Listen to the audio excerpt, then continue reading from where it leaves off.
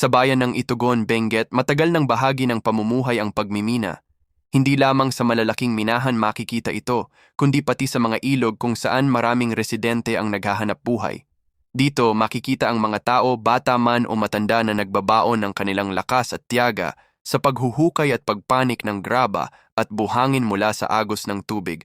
Sa gitna ng malamig na hangin ng kordillera, sila'y lulusong sa ilog at sisimulan ang paulit-ulit na proseso ng pagkuha ng lupa at pagbabanlaw gamit ang improvised nilang salaan. Ang bawat isa ay puno ng pag-asa na may masisilip na kislap ng ginto maliit man, ito ay nagbibigay kabuhayan. Ngunit hindi madali ang ganitong gawain, mahirap at delikado, lalo na't kailangang makipagsapalaran sa matinding lamig ng tubig at bigat ng bato.